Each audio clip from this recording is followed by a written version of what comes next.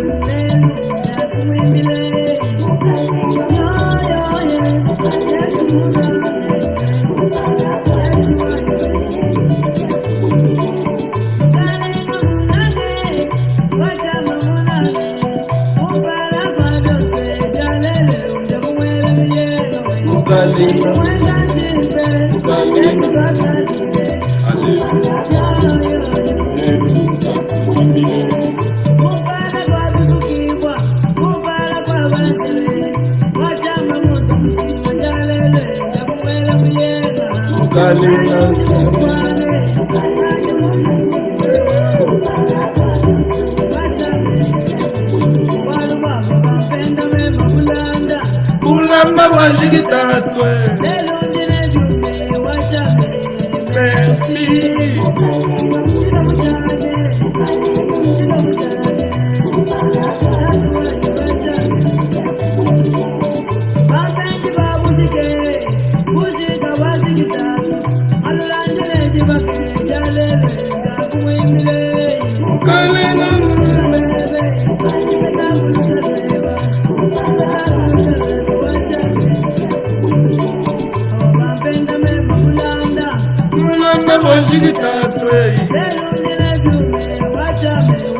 merci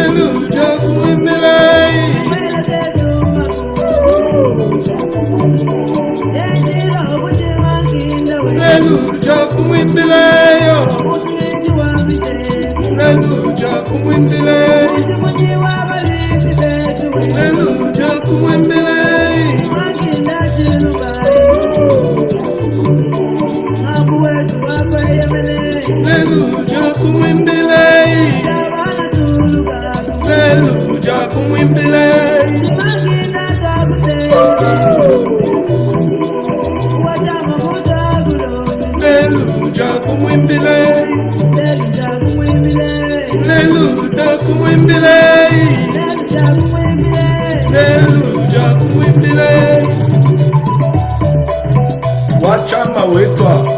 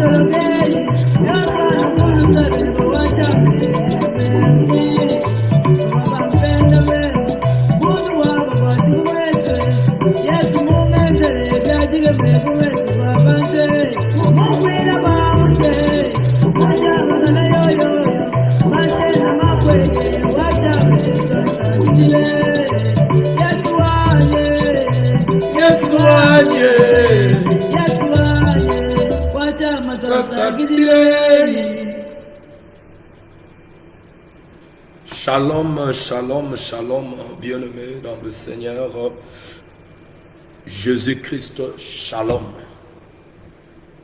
Shalom à vous tous qui aiment ce moment, qui aiment ce temps auquel nous passons ensemble dans la présence de notre Seigneur Jésus pour partager la parole,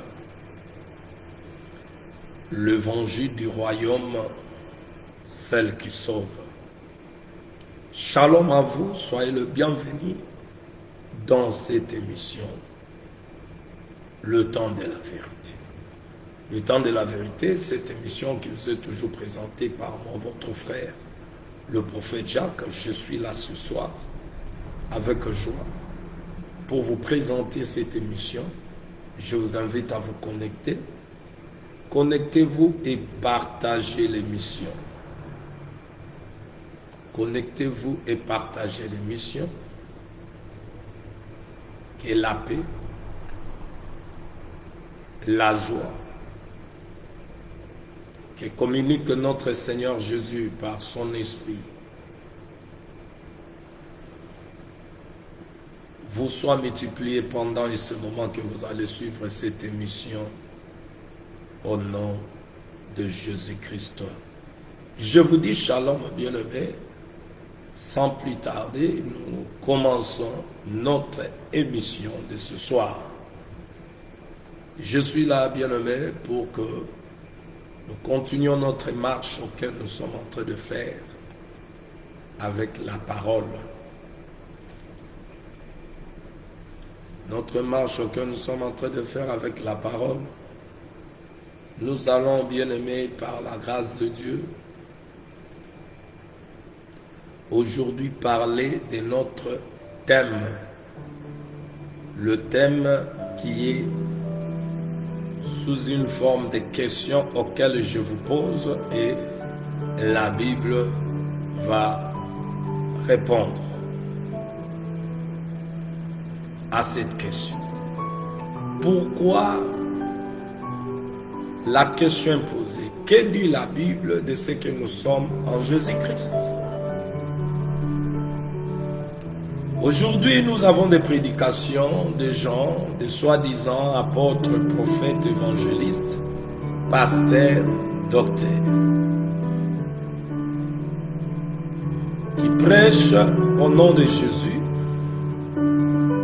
Et ces prédications, bien-aimées, me font fatiguer. Pourquoi? Parce que c'est au nom de Jésus que tous parlent.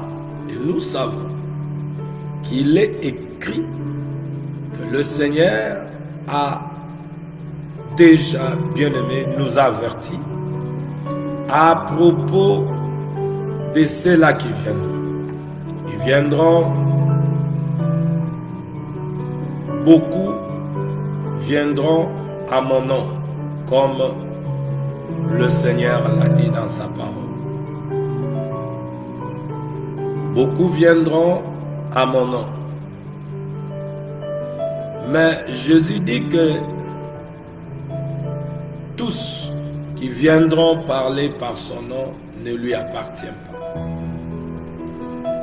Il a donné quand même le signe pour montrer ceux-là qui viennent parler par son nom, mais qui ne lui appartient pas. Hier, nous avons parlé, bien-aimés, des œuvres auxquelles Dieu avait préparé d'avance que nous devons pratiquer. Les œuvres que Dieu a préparées d'avance. Nous avons parlé de l'Esprit, compris que lorsque nous vivons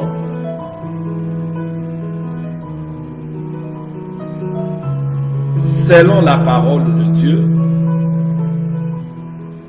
parce que notre thème que nous sommes en train d'aborder, le thème principal, c'est la marche chrétienne. Nous sommes sauvés pour aller au ciel. Mais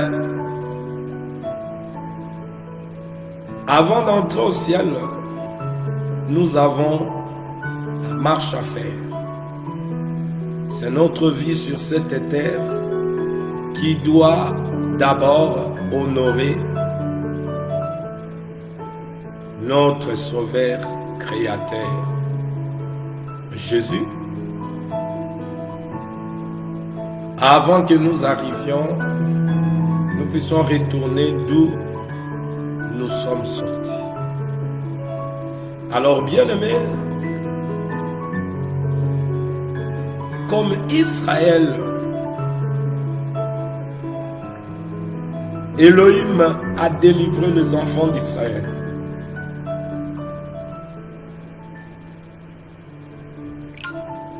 Ils ont été délivrés. Ça veut dire libérés sous l'emprise des Égyptiens. Et Dieu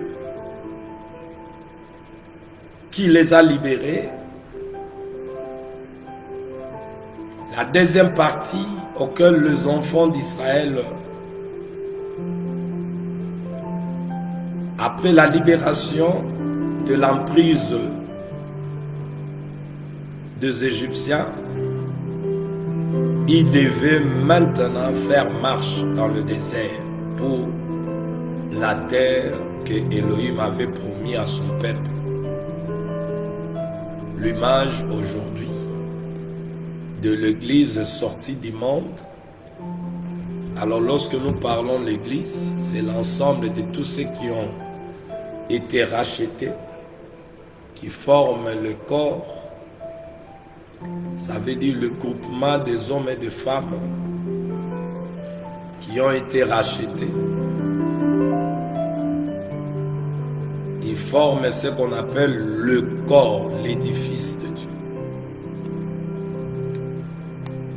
Nous sommes là, notre marche sur la terre, c'est pour le ciel. Mais en marchant, nous devons comprendre, nous préparons notre entrée. Notre entrée dans le royaume de notre Seigneur Jésus.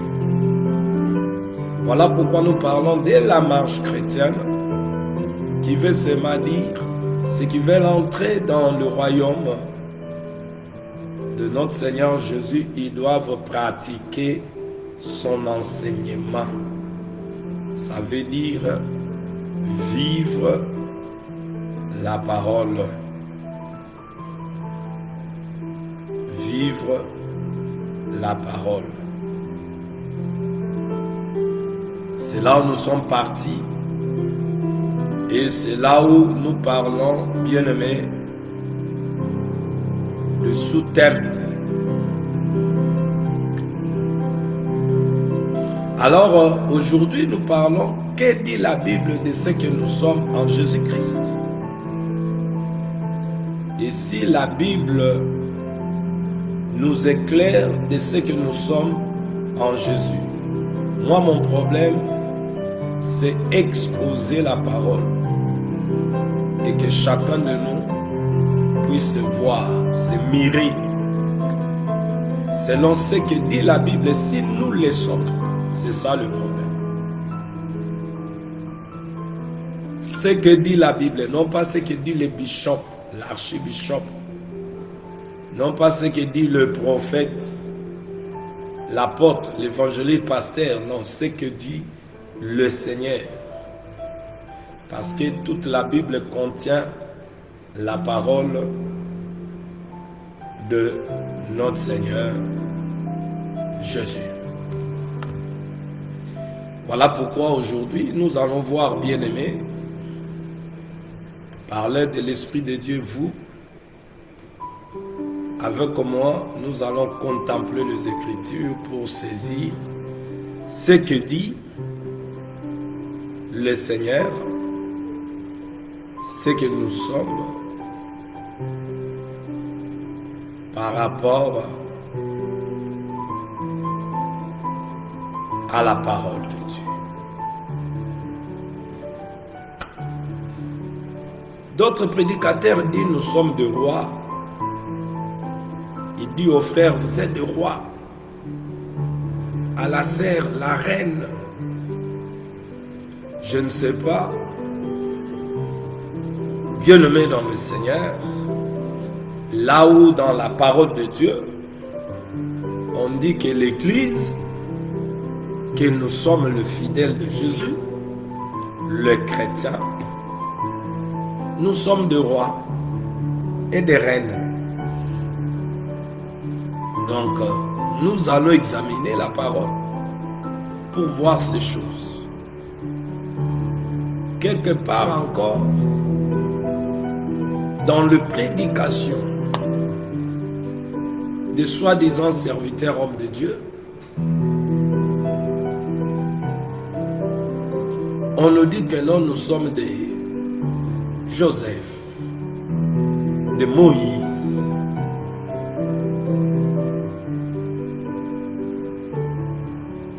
Il y a beaucoup de ce que les autres disent. Mais nous voulons voir ce que la parole dit, ce que nous sommes. Nous entrons premièrement parce que je vais parler de l'Esprit de Dieu, parler de ce que la parole dit, mais non pas ce que je dis.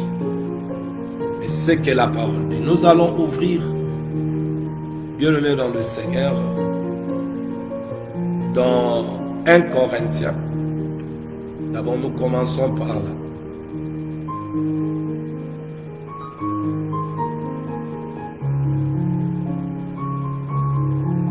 « 1 Corinthiens, chapitre 3, verset 9.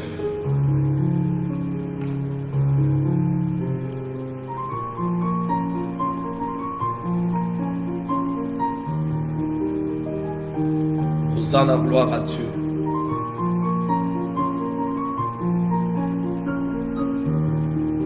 « 1 Corinthiens chapitre 3 verset 9. La bien-aimée, j'aime beaucoup l'apôtre Paul, cet homme de Dieu qui a servi Dieu fidèlement. Il était le modèle suivre. 1 Corinthiens chapitre 3 au verset 9. Nous commençons au verset.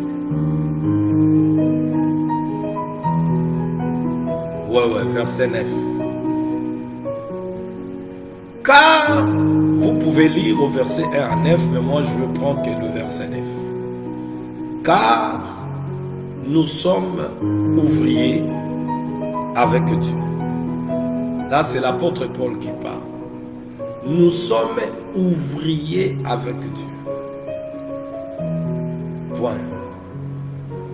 Ici, l'apôtre parle que les hommes de Dieu, lui, il était apôtre.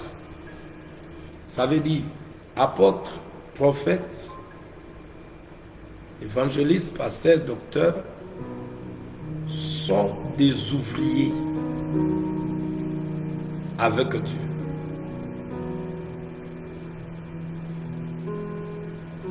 Les hommes de Dieu sont des ouvriers avec Dieu. Maintenant, vous êtes le champ de Dieu. l'édifice de Dieu. Écoutez bien ce qui est dit ici. L'apôtre dit que nous sommes ouvriers avec Dieu. Vous êtes le champ de Dieu, l'édifice de Dieu. Alors, que dit la parole? Que dit la Bible de ce que nous sommes en Jésus-Christ? 1 Corinthiens chapitre 3 verset 9, il est écrit: nous sommes le champ de Dieu. Le champ de Dieu. Bien-aimé dans le Seigneur Jésus-Christ, shalom. Écoute ce que ton Dieu, ton Créateur, mon Dieu, ton Dieu, celui qui nous a rachetés, celui qui nous a fait sortir du monde, de ce système auquel le bien-aimé de ce monde, ou ceux qui vivent sur la terre, ils sont victimes de ce système. Mais gloire soit rendue à notre Dieu qui nous a envoyé Jésus-Christ, qui est venu nous libérer de ce système.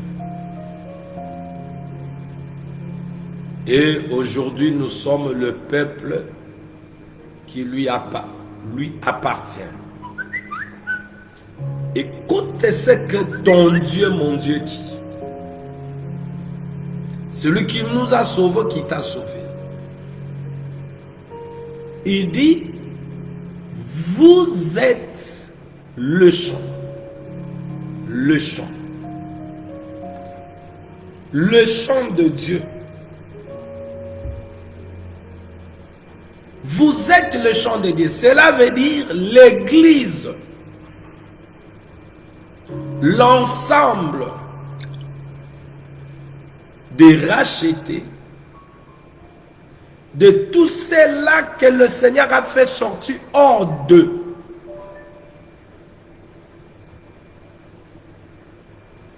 Groupement appelé hors d'eux. Un rassemblement ou une assemblée chrétienne, ce qui veut dire l'Église de Jésus, un groupement de personnes qui croient en Jésus-Christ. Quand le Seigneur nous regarde,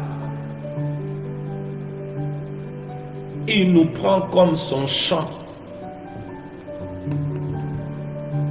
Oh bien-aimé dans le Seigneur, très important.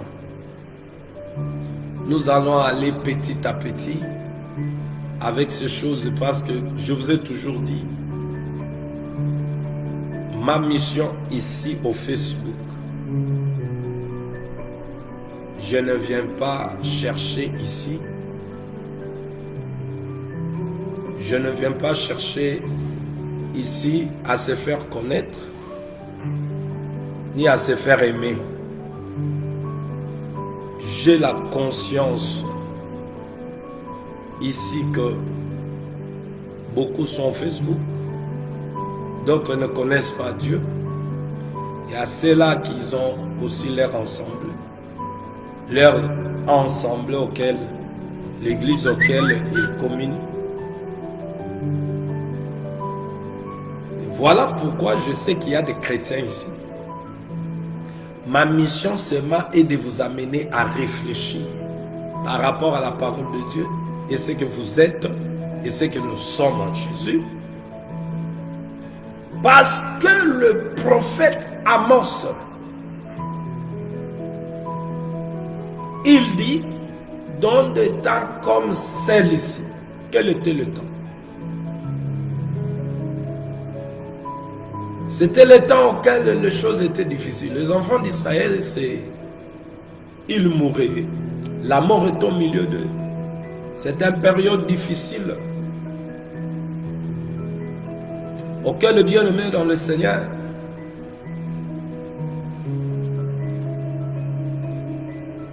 Dieu qui est fidèle, qui leur avait fait promesse, il a fait la promesse à leur père, ne leur avait pas promis ce qui leur arrivait là. Alors, ils mouraient et le peuple devait d'abord s'arrêter et bien aimé, chercher à revoir leur marche. Chercher à revoir leur marche et voir dans le livre de la loi auquel l'Éternel leur avait bien aimé recommandé d'observer tout au long de leur vie sur la terre. Ils devaient observer. Ils devaient voir ça. Et se demander pourquoi la mort, pourquoi ce qui nous arrive. Mais ce peuple était des aveugles, ils mouraient. Et comme Dieu leur avait envoyé des prophètes, c'était pour les avertir. Le matin,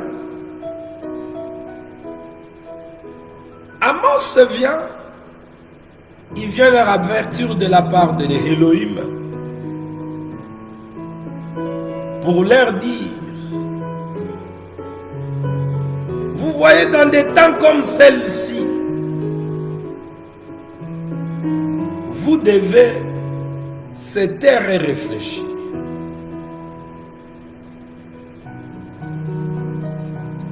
Vous devez revoir vos voies. Vous devez vous séparer du mal.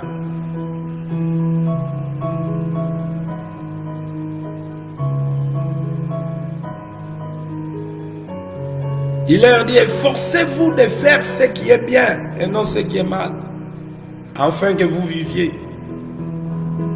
Et qu'ainsi l'Éternel, le Dieu des armées célestes, soit vraiment avec vous. Il leur dit, haïssez donc le mal, aimez ce qui est bien, et rétablissez le droit en justice. Alors peut-être l'Éternel, Dieu des armées célestes, aura-t-il compassion du reste des descendants de Joseph.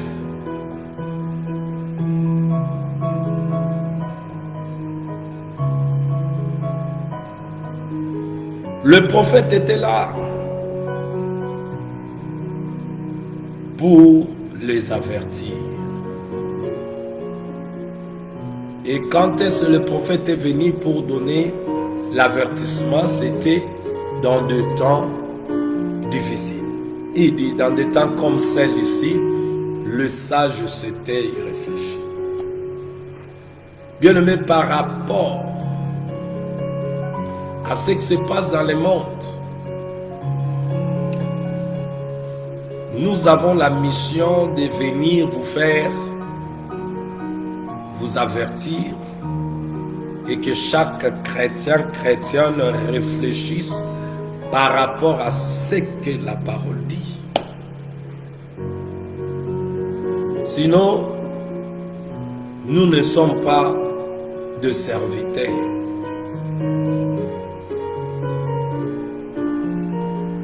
Moi, j'ai une mission d'avertir.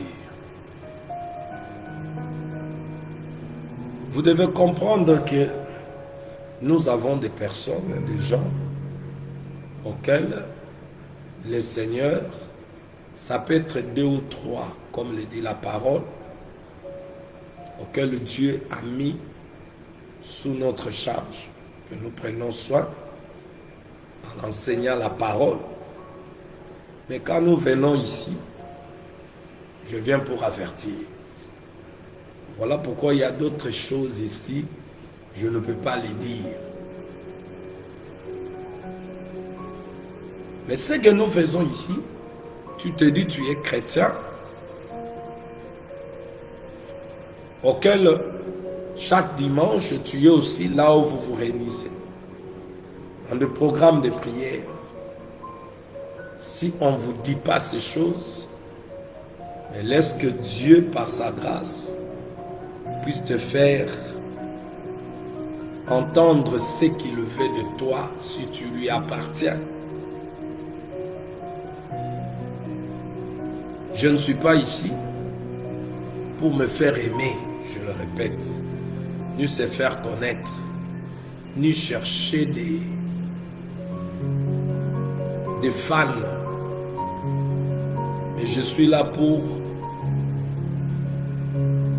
celle-là que le Seigneur a aimé, il a racheté par son sang, que nous puissions réfléchir, nous préparer pour cet grand événement qui nous attend. Il y a un grand événement qui nous attend, l'enlèvement de l'Église, le rencontre de celui que nous avons aimé sans avoir vu. Celui qui nous a fait tant de promesses pour la vie meilleure qui nous est réservée. Je viens pour cela. Et ceux qui ont été prédestinés pour avoir le juste, mais qui sont encore dans l'ignorance, le pousser à quitter le monde comme nous l'avons quitté et à s'attacher à Christ, le salut de notre âme. Écoute ce que la Bible dit de ce que nous sommes en Jésus-Christ. Pour ceux-là qui sont son édifice, sa maison, son corps, enfant de Dieu. Dieu, notre Sauveur, par la bouche de son serviteur, l'apôtre Paul, qui était son ouvrier, il a parlé. Qu'est-ce qu'il a dit? Il dit que l'apôtre, le prophète, l'évangéliste, le pasteur, les docteurs sont des ouvriers. Ce sont des ouvriers avec Dieu. Ça veut dire des compagnons d'œuvre. Ouvriers avec Dieu. Travailler, en d'autres termes, avec Dieu. Ce sont des compagnons dans les travail. Remarquez que Jésus était sur la terre, il avait ses compagnons, c'était les 12. Et il dit que ces serviteurs, ces travailleurs, qu'il appelait à son service, sont des compagnons, ça veut dire des compagnons d'œuvre, des collaborateurs, le serviteur de Dieu. Maintenant, à vous, enfants de Dieu, il dit, vous êtes le champ. Avant que nous puissions être aussi des collaborateurs, des compagnons, nous sommes tous ceux-là qui étaient le champ de Dieu. Le champ. Bilanga.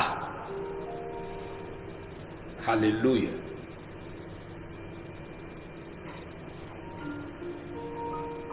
Le champ de Dieu. Alors lorsque le Seigneur, notre Dieu qui nous a sauvés, nous dit que nous sommes le champ, arrêtons-nous seulement là, dans ces mots français,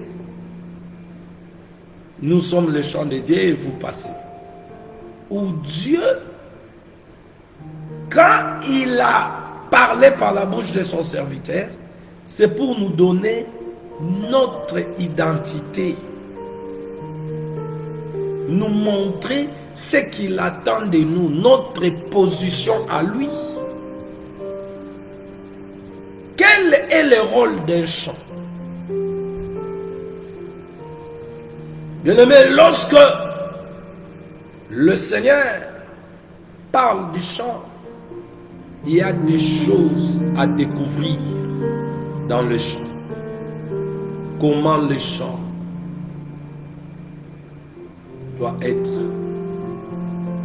et qu'est-ce que le chant donne à son maître, le propriétaire du chant. Est-ce que tu connais que tu es le chant? Chrétien, ce que la parole dit. Que dit la Bible de ce que nous sommes en Jésus-Christ? La Bible nous dit, nous sommes tous ceux qui ont cru en Jésus, qui ont devenu des citoyens, citoyennes du royaume de Dieu. Vous êtes le chant de Dieu. Crois-tu cela? Que tu es le chant? Bien-aimé dans le Seigneur. Et si tu es le chant,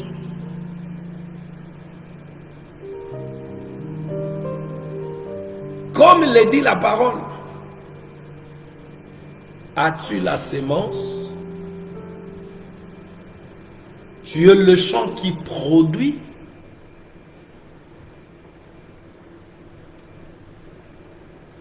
Et celui qui sème peut s'attendre de la sémence qui a été semée dans le sang poussé. Celui qui sème sa sémence, il peut s'attendre à récolter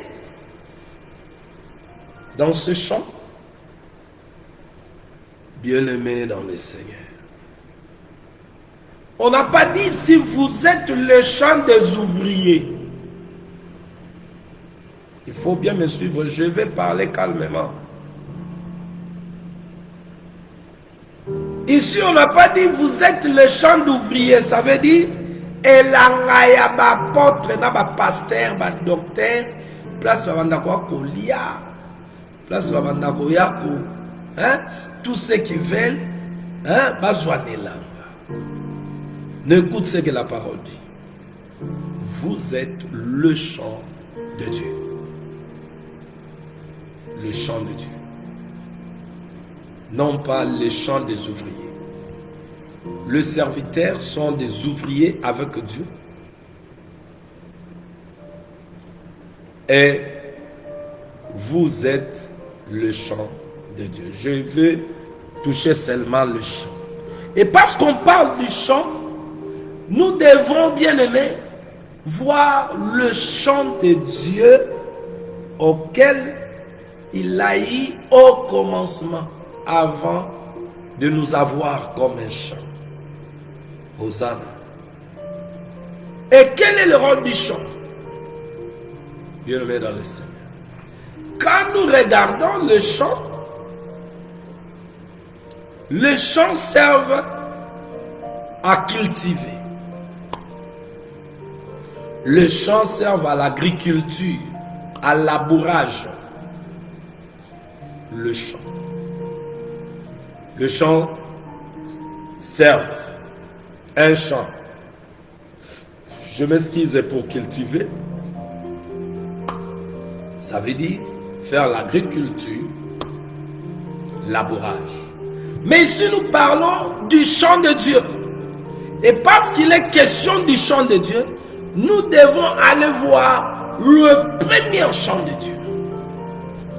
Genèse.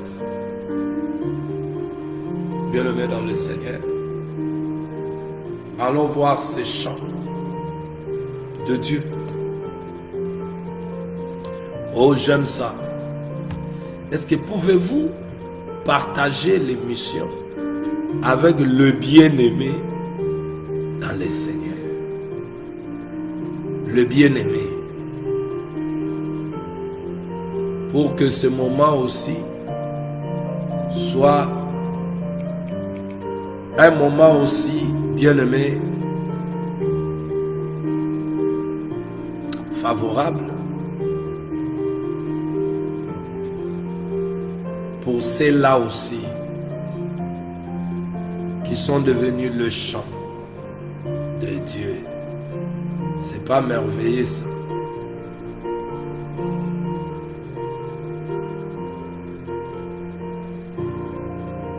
Gloire à Dieu.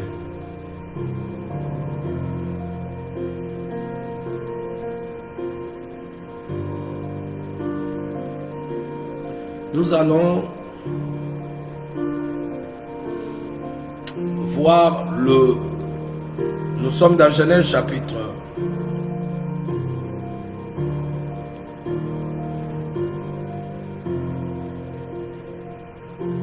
Je m'excuse bien aimé, je dois ouvrir ma Bible.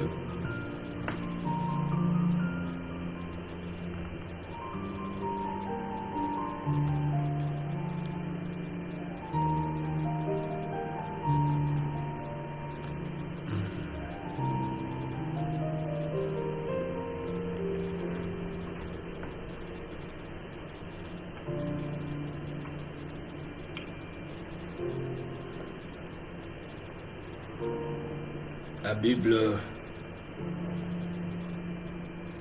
Bien-aimé, partagez l'émission.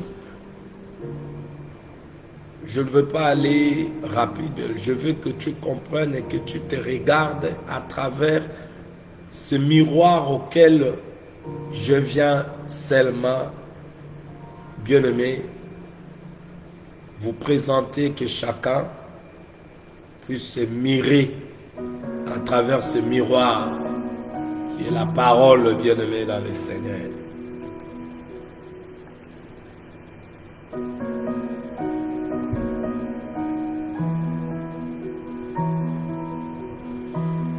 Alors,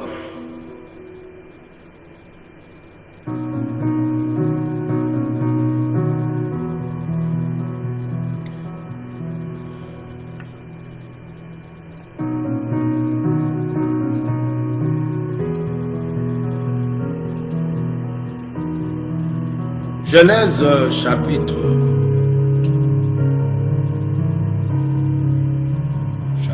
1.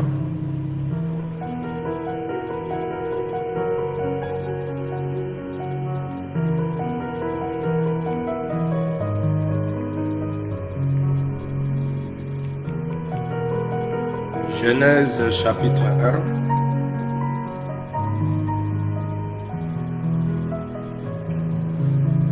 Au verset, chapitre 2 plutôt, verset, Genèse chapitre 2, nous allons commencer au verset 8. Genèse 2, 8.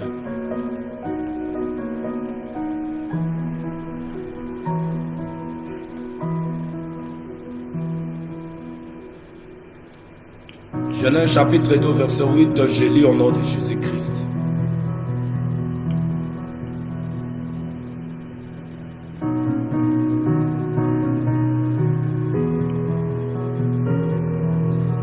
Puis l'Éternel Dieu planta un jardin en Éden du côté de l'Orient. Il y mit l'homme qu'il avait formé. L'Éternel Dieu fit pousser du sol des arbres de toute espèce agréables à voir et bons à manger. Et l'arbre de la vie au milieu du jardin, l'arbre de la connaissance du bien et du mal.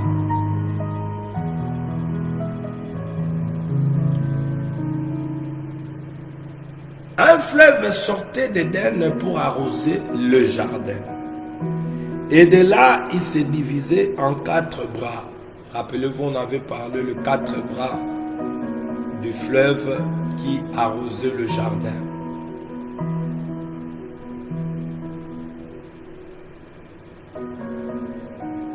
Je peux m'arrêter là au verset 9. L'Éternel Dieu fit pousser du sol des arbres de toute espèce agréable à voir et bon à manger. et l'arbre de la vie au milieu du jardin et l'arbre de la connaissance du bien et du mal. Nous voyons, bien-aimés dans le Seigneur Jésus, fidèle de notre Seigneur,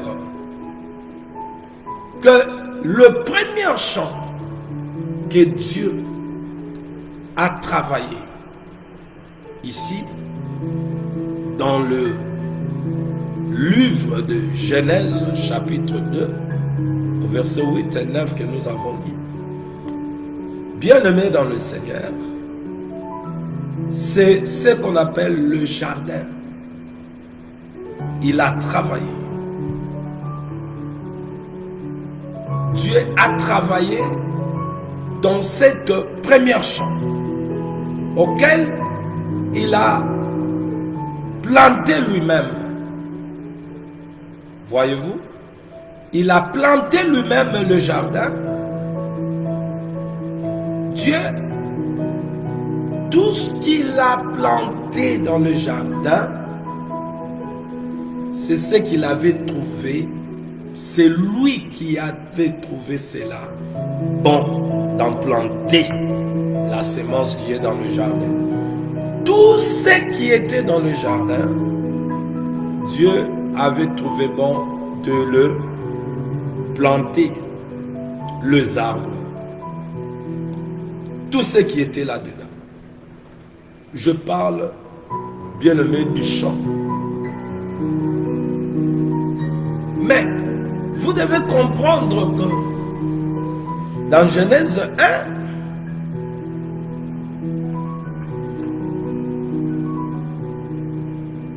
au verset 1, au commencement, Dieu créa le ciel et la terre. La terre, c'est cette terre qu'il a pris comme son champ auquel il devait faire son travail. Vous savez que cette terre était en forme vide. Il devait travailler jusqu'à ce que la lumière auquel il avait créé mettait, bien-aimé, la chose auquel l'Éternel, grand esprit Elohim, planté, éclairci. Tout ce que l'Éternel plantait, le plantait là où il y a la lumière. Les arbres, tout ce qu'il a mis dans le jardin. Et après avoir planté ce jardin, il prend maintenant l'homme, après avoir tout fait, il pose l'homme là où il a travaillé. Comprenez que l'homme devait manger dans le champ le fruit des arbres auxquels Elohim a planté. C'est très important, bien aimer ces petits détails auxquels nous allons voir. L'homme devait manger ce que Elohim avait planté. L'homme n'avait pas sa nourriture à lui. Moi, je ne veux pas manger ça. Moi, je veux. Il devait manger ce que Dieu, son Créateur, lui avait donné à manger. Et le champ de Elohim qui devait le planter, lui-même avait la sémence auquel il devait mettre sa terre. Et nous voyons le premier champ, la sémence qui a planté le premier champ de Dieu. C'est sa parole. Je parle de champ. Il se fait une terre Ok, il a pris ça comme un champ. Ok, il devait planter. Qui devait planter? Le Créateur lui-même. C'est là où j'aime donner que gloire à Dieu. C'est là où j'aime donner que la gloire à Dieu seul. Il a planté son champ, le premier champ, par sa parole. C'est la parole qui était la sémence. La parole était la sémence. Et bien aimé, voilà pourquoi, quand le Créateur de toutes choses a pris la chair, il est venu sur la terre, il n'est pas venu pour abolir la loi, les psaumes et tout ce qu'il avait dit par la bouche des prophètes, parce qu'il était la parole dans la bouche de ce prophète. La parole qui était dans la bouche de ce prophète devait se faire chair. Et quand il est venu sur la terre, il devait maintenant, parce que là c'était l'image de ce qu'il va faire. Et quand il est venu,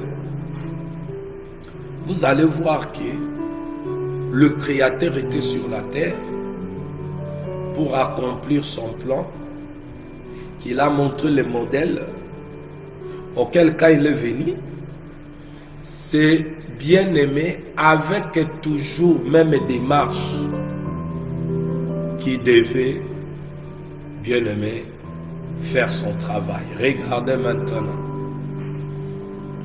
Parce que nous avons dit que son premier champ, il a, bien aimé, planté tout ce qui était, celui qui a fait l'œuvre. L'Éternel a planté le jardin. Son premier champ, par quoi? La parole. Voyez le champ de Dieu.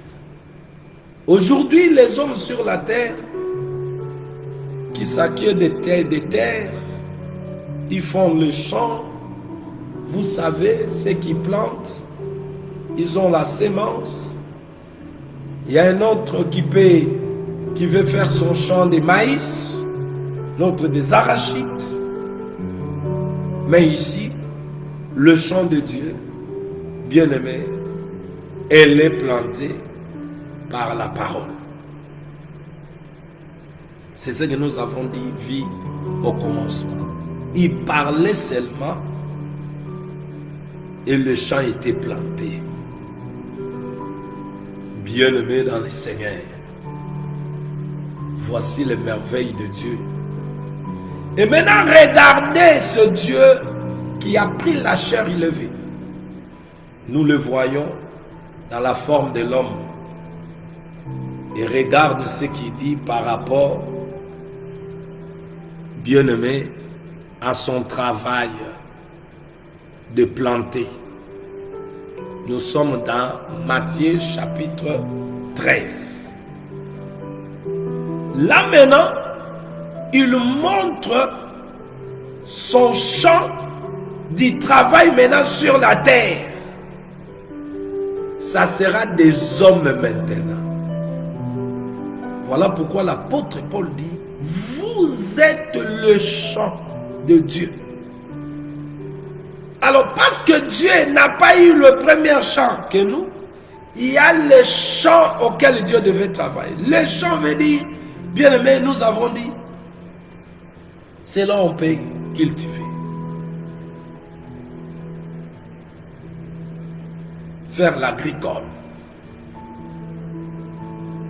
Maintenant, regardez ici, Jésus n'est pas descendu pour venir planter les maniocs, les maïs, ce que les hommes faisaient déjà. Et lui, il est venu faire ce qu'aucun homme ne pouvait faire. Qui est cet homme qui pouvait planter comme lui? Qui est ce jardinier qui pouvait faire l'œuvre comme le créateur. Aujourd'hui, nous avons des jardiniers. Mais qui pouvait planter comme notre créateur? Hosanna, gloire à Dieu. Bien le même Matthieu chapitre 13. Regardez. Le premier chant auquel lui-même le créateur Elohim, grand esprit, cela veut dire il existait par lui-même. Rien n'existait sans lui. Mais lui, il a existé par lui-même. Mais rien n'existait sans lui. Lui pouvait exister sans nous. Mais nous ne pouvons pas exister sans lui. Il faut comprendre ça. Dans l'existence de l'homme sur la terre, l'arbre, tout ce que vous voyez, le créateur, c'est Dieu. Maintenant, avant que tu existes, qu'est-ce qui existait? Elohim était là. Parce que lui, il était là. Et il nous a fait exister en nous créant. Vous croyez que vous êtes seulement sur cette terre comme un produit d'hasard? Non, bien-aimé. Écoutez, vous êtes un champ, enfant de Dieu. Un champ. Mais ce champ appartient à Dieu, le champ de Dieu. Aussi, vous êtes le champ de Dieu. Il est celui qui doit planter en vous la sémence auquel lui-même avait arrêté d'avance. Matthieu chapitre 13.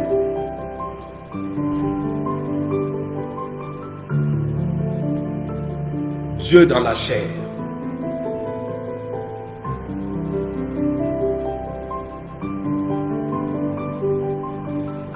Je commence au verset 1. Ces mêmes jours, Jésus sortit de la maison et s'assit au bord de la mer.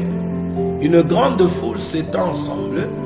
Auprès de lui, il monta dans une barque. Et il s'assit. Toute la foule s'éteignait sur la rivage. Il leur parla en parabole sur beaucoup de choses. Et il dit, un semeur sorti pour s'aimer. Ah, regarde ici, je m'arrête un peu là. Un semeur qui est sorti pour s'aimer, c'était, il parlait de lui-même, qui est sorti du ciel. Il est venu, bien-aimé, chercher sa terre et l'acquérir pour s'aimer. Hosanna à notre Seigneur Jésus-Christ. Le semeur, bien-aimé dans le Seigneur, qui est sorti pour s'aimer, celui-même qui parle. Allons-y. Comme il s'aimait, parce qu'il était parti pour s'aimer. Comme il s'aimait, une partie de la sémence tombe le long du chemin. Ça tombait. Donc lui, il est venu s'aimer. Vous allez comprendre que pour s'aimer, il doit acquérir la terre. Voyez-vous, je ne veux pas, je suis là en train de parler de champs. Le semeur est venu s'aimer, donc pour venir s'aimer, donc il devait s'acquérir la terre. Le semeur. Donc pour dire, nous devons comprendre ce que la Bible dit, ce que nous sommes, pour ne pas seulement se limiter l'amour de Dieu qui consiste à nous seulement. Dieu est amour. Il m'a aimé. Oui, il nous a aimés. Mais il nous a aimés pour que nous puissions lui appartenir comme un chant. Bien-aimé dans le Seigneur. Je vois les chantres chantent. Ils chantent l'amour de Dieu. Alinga kingayi. Yambonga na yeba ye. Nazalaki nano moto masumu. Gloire à Jésus. Frère Nabiso, Harry Papa. Le frère Harry Papa chante. Bolingo oyo. Alinga kingayi nano.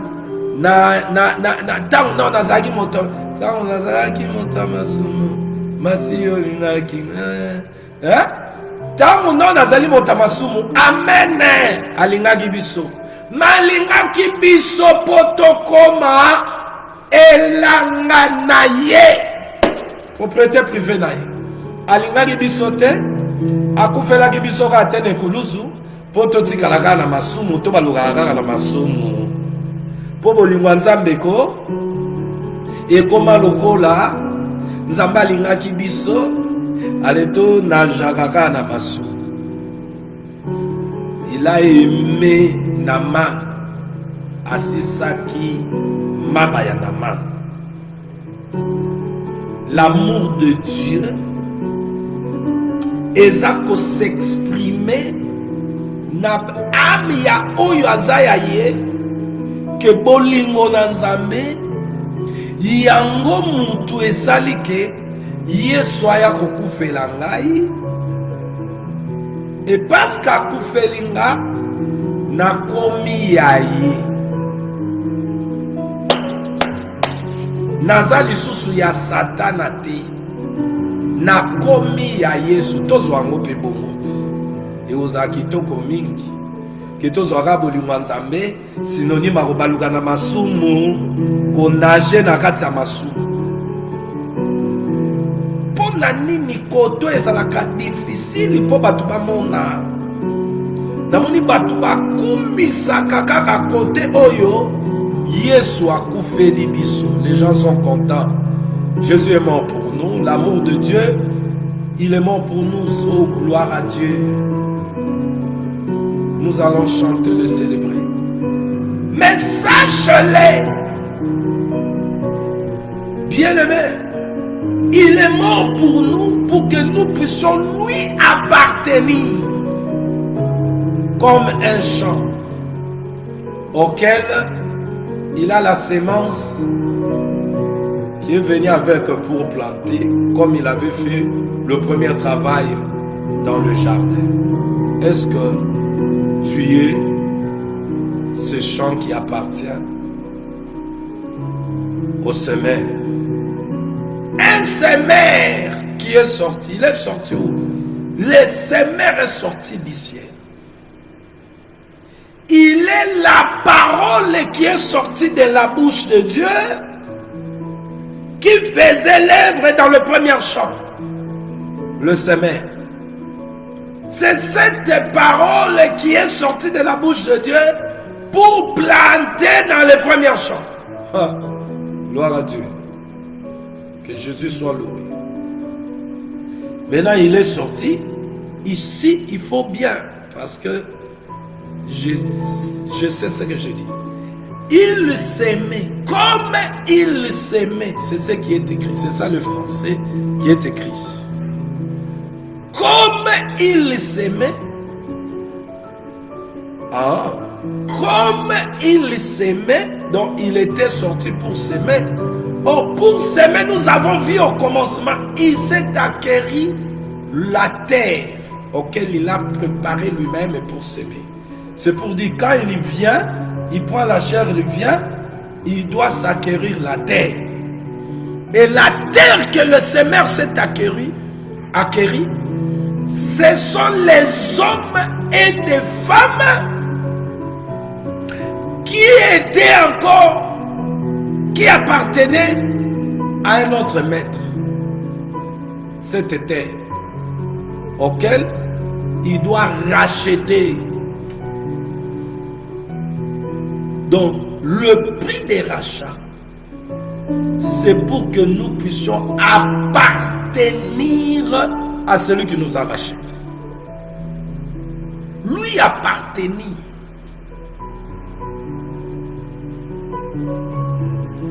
Jésus,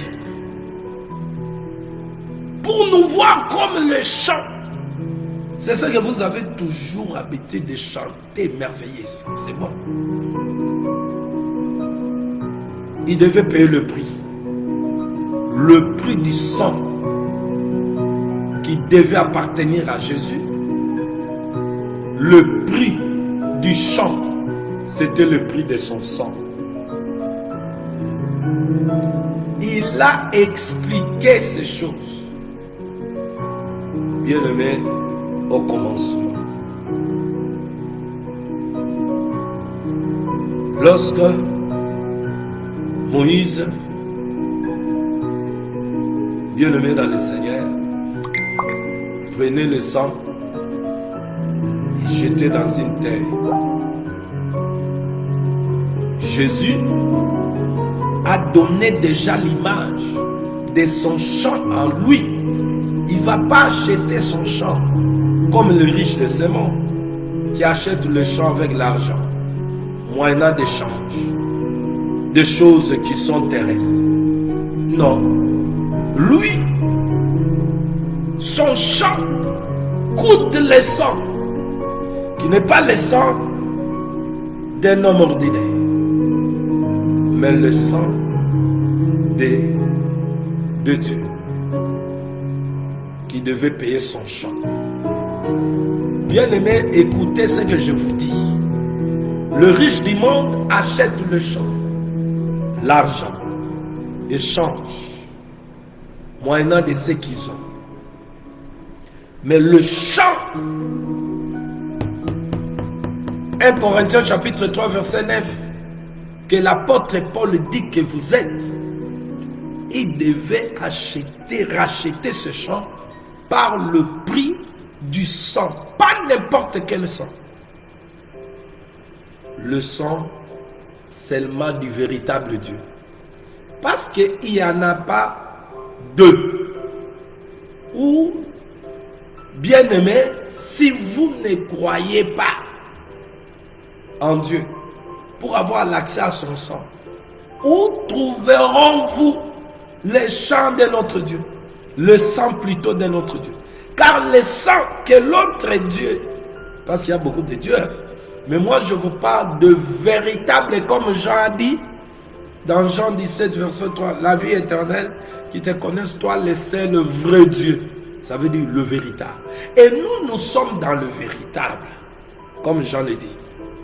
Maintenant, lui, il devait payer le prix du sang, le sang qui n'est pas le sang de ce monde. Aucun homme sur la terre ne peut donner ce sang-là. Voilà pourquoi Jean plairait, parce qu'il savait que c'était question du sang. L'Apocalypse dit, Jean plairait. Parce que sur la terre, sous la terre, aucun homme, laisse-moi vous dire, les esprits n'ont pas le sang. Le sang devait être seulement trouvé à la terre. Maintenant, quand Jean regardait parmi les enfants des fils des hommes, aucun homme n'a été digne de donner le sang. Bien aimé, c'est comme un enfant qui se retrouve à l'hôpital avec une maladie auquel on dit on a besoin du sang, et le sang là, on a checké, on a fait les bien-aimés, examiner le sang des hommes sur la terre. Aucun homme ne pouvait donner le sang pour que l'enfant vive.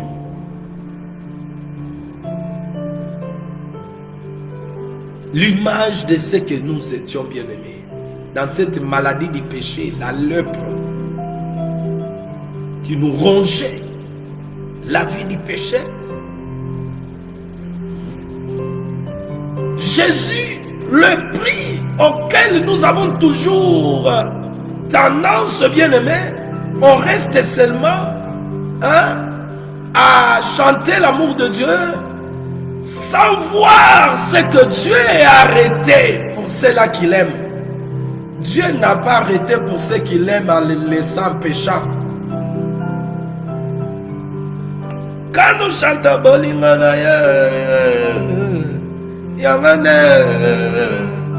oui, il faut bien saisir les choses de Dieu pour marcher en craignant ce Dieu, lui donner gloire. Au lieu de prendre ces choses légèrement, comme s'il est mort, pour que nous restions dans des bêtises et venir crier aux médias l'amour, l'amour, comme si l'amour de Dieu consiste à vivre et à nager dans les péchés. L'amour de Dieu transforme. L'amour de Dieu, là où elle est récit, elle transforme le cœur de vie des personnes. Et cet amour, c'est pas ce qu'on a tendance de dire. C'est cet amour que l'homme qui reçoit cet amour, le Saint-Esprit, c'est lui qui fait l'œuvre. Il fait jaillir cet amour. Donc, quand on dit jaillir, ça coule comme de l'eau, où cette source ne peut pas être arrêtée. Ou devant une femme, la source, la dose de la source, donc devant l'impudicité, la source s'arrête un peu. Parce que lorsque l'amour jaillit dans le cœur, l'homme va pécher comment? L'homme va tomber dans l'impudicité comment? L'homme doit aller chercher à faire autre chose que ce que l'amour demande comment? Parce que l'amour a ses demandes. L'amour, c'est un homme, il a ses demandes à lui. Là où il demeure, il demande. Nous voyons dans l'Apocalypse, il dit, j'entrerai chez toi et je soupirai avec toi, toi avec moi. L'amour a des demandes. L'amour demande. Et là où il entre. Oh mais, l'amour jaillit. Mais au devant du péché, l'amour s'arrête un peu. Au devant des mafioses, l'amour va un peu à côté. Non, non, non, bien-aimé. Il a payé le prix. Aucun riche de ce monde ne peut payer. Wana eza devoir monene à domicile va payer ça Satan va enchaîner ou il ne peut Satan et ses anges ne peut pas.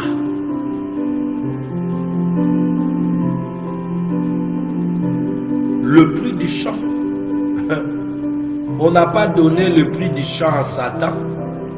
On non, toi prends le prix du champ. On a racheté. C'est le Père qui a reçu le sang. Vous devez comprendre, bien-aimés, que quand le sacrificateur entrait avec le sang de l'animal égorgé dans le parvis, il n'allait pas donner le sang à Satan. Le prix à payer, c'était au propriétaire de toutes choses. Oh, aux âmes. C'est à Dieu où le sang devait être présenté. C'est pour vous dire, Satan n'a rien. Tout est à Dieu.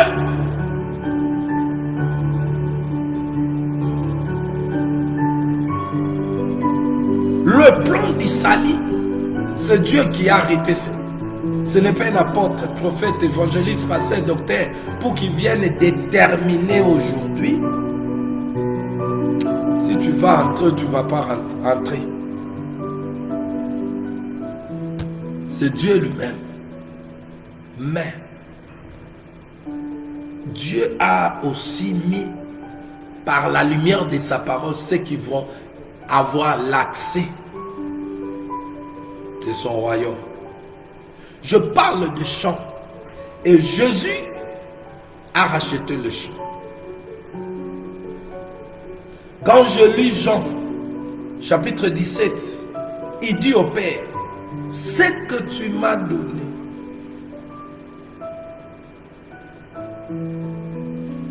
Je n'ai perdu aucun d'eux, sauf le fils de la perdition. Donc, comprenez ici que lorsque le sémère, qui est Jésus-Christ lui-même, il s'est donné comme offrande du soir, c'était pour puisse acquérir dans une autre, bien-aimé,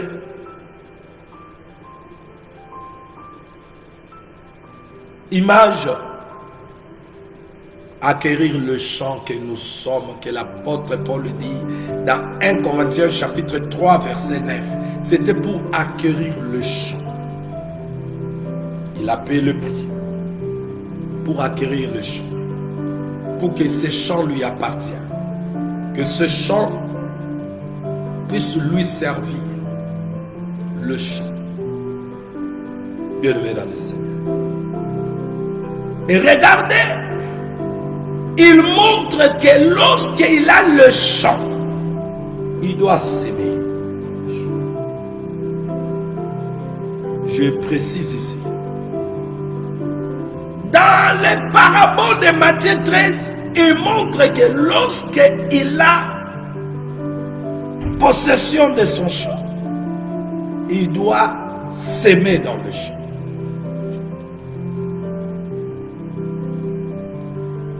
Bien-aimés, vous êtes le champ de Dieu, acquéri, le Seigneur vous a acquéri au prix de son sang, parce que il a sa semence à lui qui doit planter. Je précise ces choses pour que vous puissiez comprendre que les ouvriers de Dieu n'ont pas à eux, ils n'ont pas leur semence à eux, auquel ils doivent venir avec pour travailler ou semer. Il doit les labourer, plutôt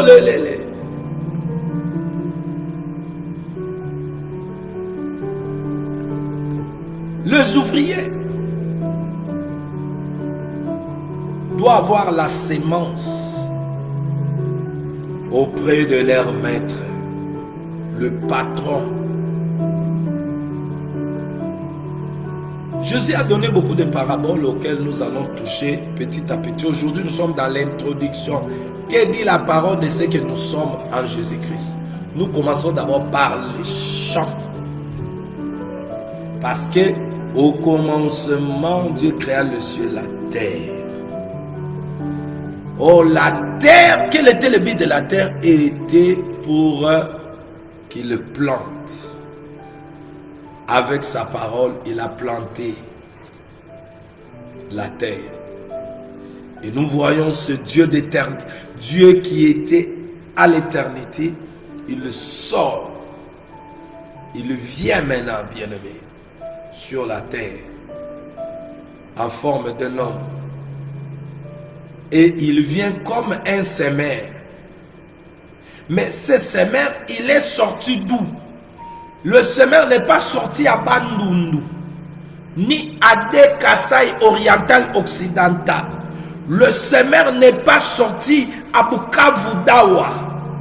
Il n'est pas sorti à Kipese. Il n'est pas sorti à Bakongo. Le sémère n'est pas sorti à Lodja. Le sémère n'est pas sorti partout, vous savez, ni en Amérique. Le sémère n'est pas sorti au Japon, ni en Europe. Et sémère est sorti pour s'aimer. Il est sorti du ciel. Je vous parle de sémère qui est sorti du ciel. Celui qui plante, bien aimé, et lorsqu'il plante, il peut dire cela est bon. Il dit le sémère, il parlait de lui-même. Jésus est sorti du ciel pour venir acquérir un champ.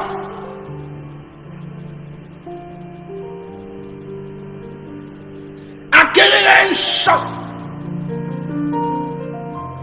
auquel il est venu avec la sémence pour s'aimer. Comme il s'aimait quoi? Le s'aimait. Il s'aimait quoi? Descendons, vous allez voir comment il accomplit l'œuvre du commencement. Il s'aimait quoi? Quand il commence à donner l'explication. Verset 18 de Matthieu 13.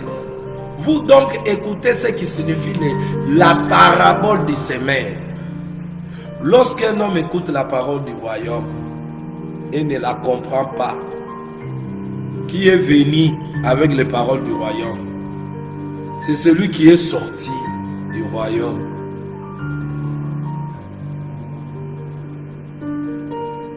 Matthieu chapitre 4, 23. Jésus parcourait toute la Galilée, enseignant dans les synagogues, prêchant la bonne nouvelle du royaume et guérissant toutes les malades et toutes les infirmités parmi le peuple. Alors, l'homme qui a porté, bien aimé, cet enseignement qui est la sémence, c'est Jésus. Lorsqu'un homme écoute la parole du royaume, ne la comprend pas, il commence à expliquer.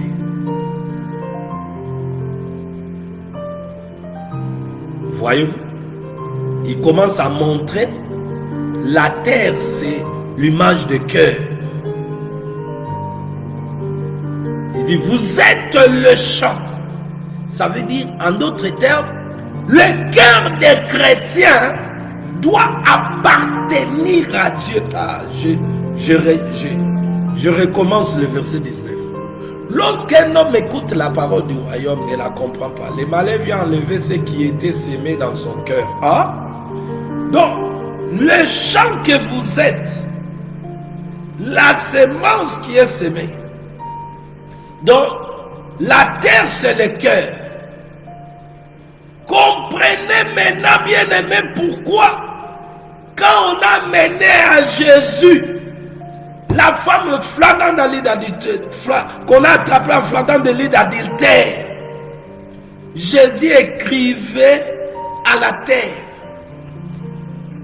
Il montrait que je suis le semeur qui est venu acquérir la terre. Nos cœurs tout entiers doivent appartenir à Dieu. Je dois écrire une nouvelle loi dans le cœur. La loi de la liberté. Voilà, il écrivait à la terre.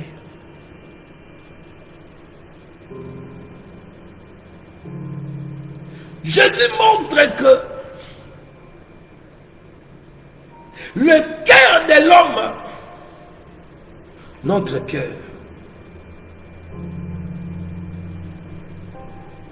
c'est son champ. Voilà pourquoi, bien-aimé dans le Seigneur, il est écrit, garde ton cœur plus que toute autre chose. Garde ton cœur. Le cœur, le cœur. Le cœur des chrétiens, c'est un champ de Dieu. Ce cœur des chrétiens, c'est un champ de Dieu. Auquel il doit planter sa sémence. Je peux m'arrêter. Je ne veux pas faire long. Je vais parler de l'esprit, faire ces enseignements soit un peu courts pour vous ayez le moyen de partager.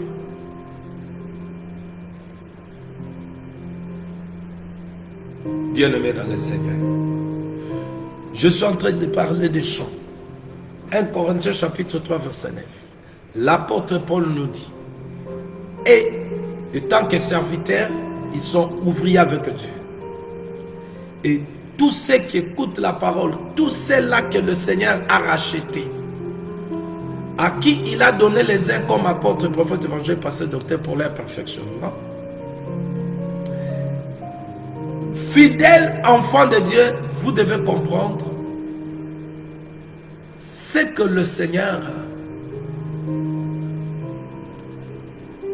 bien-aimé, a déclaré par la bouche de son serviteur.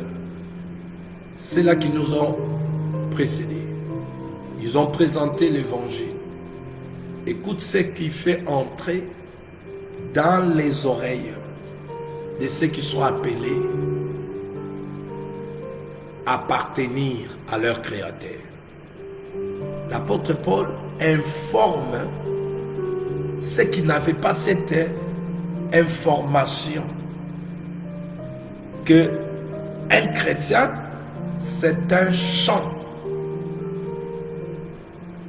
Il est un champ.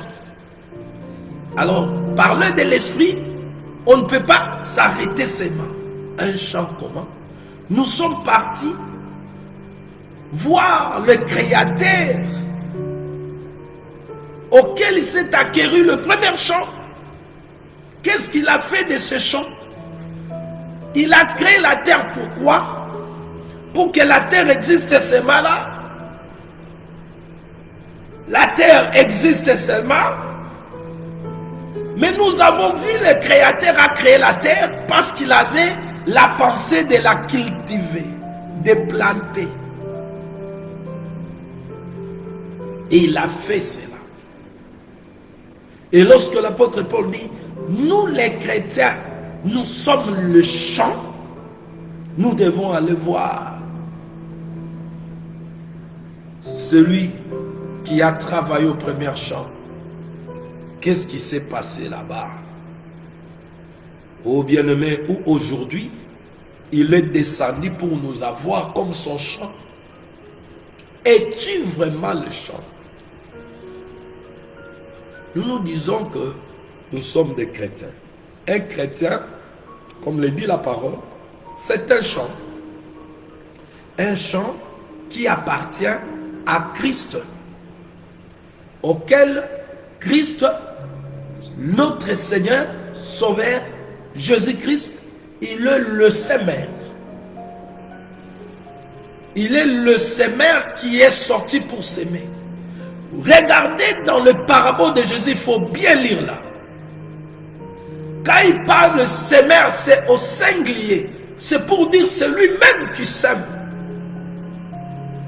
Mais à travers l'apôtre, prophète, évangéliste, pasteur, docteur. Le sémère est au singulier. Tu peux relire ça.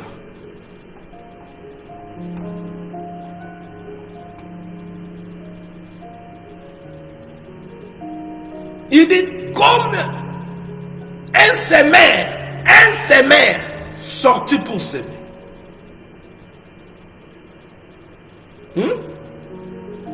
C'est au singulier. Donc c'est lui qui sème. Et il a bien aimé lui-même la sémence. Regarde maintenant les ouvriers, leur rôle. Se prendre la sémence qu'on leur a donnée pour qu'il aille déposer dans la terre.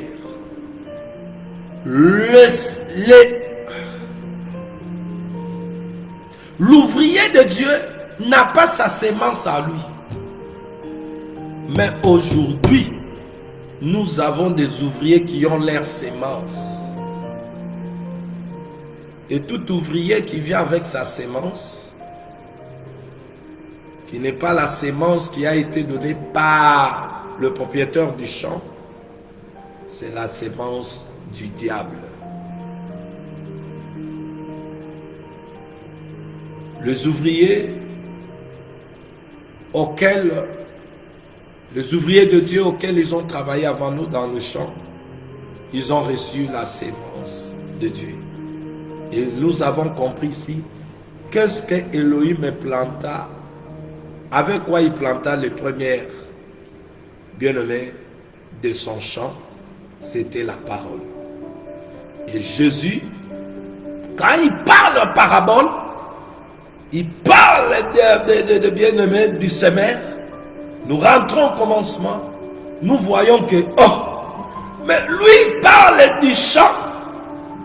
Mais quand nous regardons les chants que nos mères, nos grandes-mères, nos pères, nos grands-pères ont fait, c'est par rapport à ce qu'ils ont reçu aussi de la terre. Maïs, tout ça, ils ont semé. Mais comment lui vient parler du chant auquel le semeur va s'aimer? Ou aujourd'hui l'apôtre révèle que ce chant auquel il parle, c'est les hommes.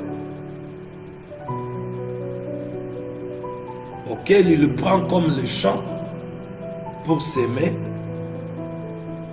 sa sémence. Et il révèle ce chant-là, c'est le cœur.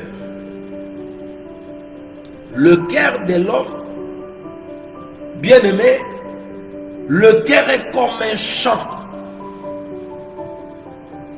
Et parce qu'il est mort pour s'acquérir, bien-aimé, nous prendre, que nous puissions être le propriétaire privé à lui, tout notre cœur doit être à lui. Voilà la raison pour laquelle, lorsqu'on lui demanda quel est le plus grand commandement, il montre le plus grand commandement que tous les ministres de Dieu, s'ils ont été appelés à être ouvriers de Dieu, doivent prêcher. Le premier commandement: aime Dieu de tout ton cœur, de toute ton âme, de tout ton esprit, de toute ta force. Le cœur, c'est un chant. Connais-tu, enfant de Dieu, que ton cœur est un chant de Dieu, auquel il n'y a que lui qui peut s'aimer sa sémence, où tu ne peux pas laisser au diable de venir s'aimer sa sémence. Dans ce cœur-là, bien-aimé dans le Seigneur, aujourd'hui nous avons des chants qui ont aussi la sémence de Dieu et la sémence du diable. Nous allons aussi voir ça. Que le semeur est venu avec son chant. Le même semeur, Jésus parle, il montre encore qu'il a semé la sémence le jour, l'ennemi vient semer la nuit.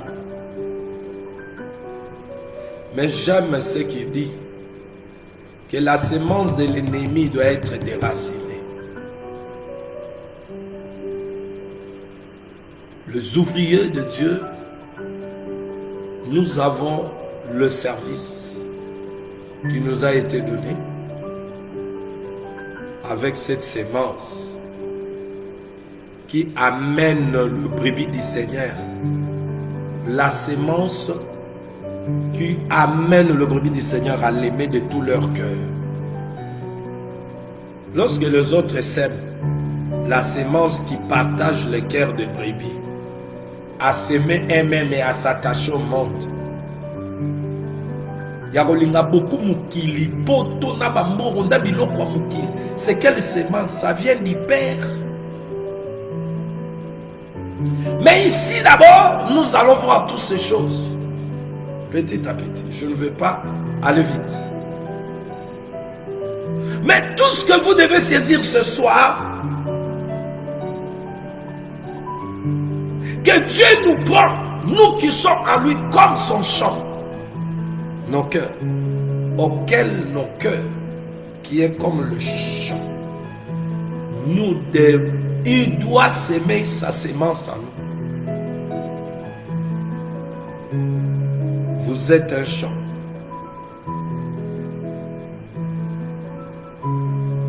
Acceptez-vous que vous êtes un champ.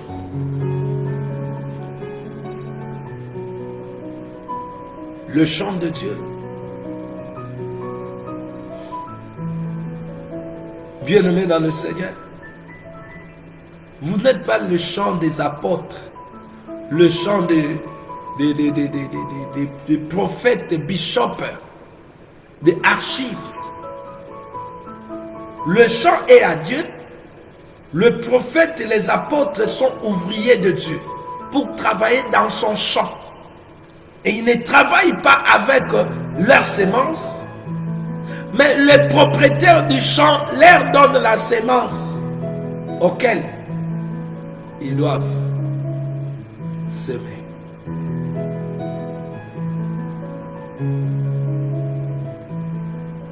Et si vous comprenez ce que le suis en train de nous éclaircir hier, ici, vous allez comprendre que vous n'avez rien à imposer à Dieu.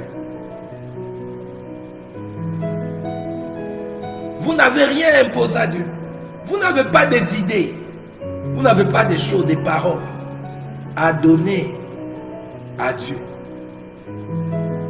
Vous êtes un champ auquel il a payé le prix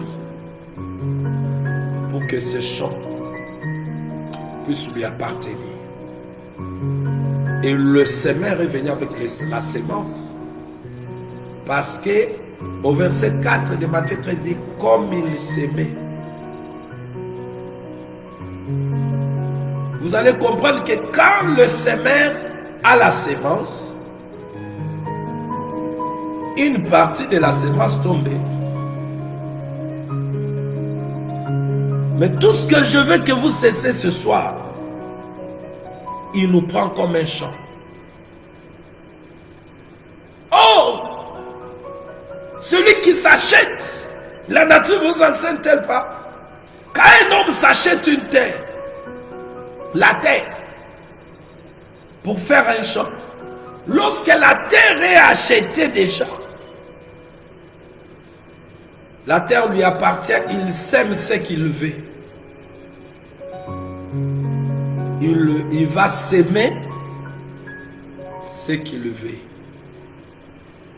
Si la terre auparavant, auquel il a acheté, c'était une terre, le champ des maniocs, quand il achète, s'il veut en faire le champ des arachides, c'est lui. Tout ce qu'il peut en faire. Ou laissez-nous présenter Jésus même dans la science botanique pour aujourd'hui. La science botanique qu'on a étudiée. Quand bien même on nous fait la science botanique nous fait étudier les arbres ainsi de suite et tout ça. Mais bien aimé, le champ de Dieu, on ne vient pas mettre les mapés là et tout ça. La sémence, c'est sa parole. Vous êtes le champ de Dieu. En d'autres termes, vous êtes le propriétaire privé de Dieu. Vous êtes le propriétaire privé de Dieu. Dieu nous a sauvés. Dans cette image qu'il nous donne, pour que nous puissions lui appartenir à lui. Il a montré, bien-aimé, que notre cœur est son champ, auquel là, il va mettre sa sémence. Je m'arrête ici pour aujourd'hui. Je voulais seulement vous introduire. Parce que ces choses, je le crois. Je ne le dis pas seulement de ma bouche. Je crois, bien-aimé, que je suis celui qui l'a sauvé pour mettre sa sémence. Il m'a racheté, non pas pour que moi je devienne, non pas pour que moi je cherche à faire, tout ma beaucoup en obouille. Mais je crois qu'il m'a racheté pour lui appartenir, parce qu'il veut faire de moi ce que lui veut que je sois. Et pour cela, Pourquoi le résister? Je reste flexible, je me laisse faire. Comme un champ qu'on travaille pour mettre la sémence, le champ ne discute pas ou le champ ne choisit pas. Moi, je veux cette sémence. C'est le propriétaire du champ qui détermine la sémence qui doit être sémée. Je crois à cet évangile. Je crois à cet évangile que l'apôtre Paul avait reçu aussi la commission de le présenter en nous appelant le champ. Avant que je sois celui qui doit être aussi parmi les ouvriers, j'étais aussi un champ. Et sa sémence qu'il a sémée, c'est ce que eux ont nimisanga que naelanga. Est-ce que langa? Est-ce que tu crois que tu es le champ? Et si tu le crois que tu es le champ de Dieu, laisse que le semeur qui est sorti pour s'aimer sème sa sémence en vous. Et vous serez un champ valorisé. Vous serez un champ qui sera gardé, protégé. Comme son premier champ. Bien-aimés dans le Seigneur. Shalom à vous tous qui êtes en ligne et tous ceux qui vont suivre cette émission après. Je vous dis shalom, que la paix du Seigneur et sa joie comble vos cœurs au nom de Jésus-Christ. Bien-aimés, ne tremble pas parce que tu es le champ. Tu es le champ de Dieu. Il a un plan. Il a la sémence. Tu ne t'es pas racheté pour porter la sémence du diable. Cette sémence qui te trouble, qui amène des maladies, des problèmes dans ta vie, c'est cette sémence. Mais le propriétaire de ta vie a dit, il doit déraciner tout ce que le Père n'a pas planté. Pour planter de nouveau la nouvelle sémence qui va valoriser le champ. Ce n'est pas ce qui est là dedans qui va te valoriser. Non. Ce qui est là dedans, l'ennemi a sémé, c'est pour te dévaloriser. Mais c'est la sémence de Dieu qui valorise le champ, qui donne la valeur du champ. Shalom à vous. Nous allons continuer demain. Je vais parler comme ça. Je ne sens pas comme si je suis du haut de chair. Bien-aimé. Mais ce que je vais parler lentement, d'une manière auquel tu dois saisir, afin que tu comprennes que tu dois te laisser animer par l'Esprit de Dieu pour que la sémence de Dieu bien-aimé soit sémée et que tu sois un champ qui est valorisé. Shalom. Et je vous dis bye bye. Que Dieu vous comble de sa paix, de sa joie, au nom de Jésus-Christ. Shalom. Shalom à toi, ma femme Abigail Lisette. Shalom à vous tous et tous ceux qui vont suivre cette émission. Après, je vous dis shalom. Bye bye.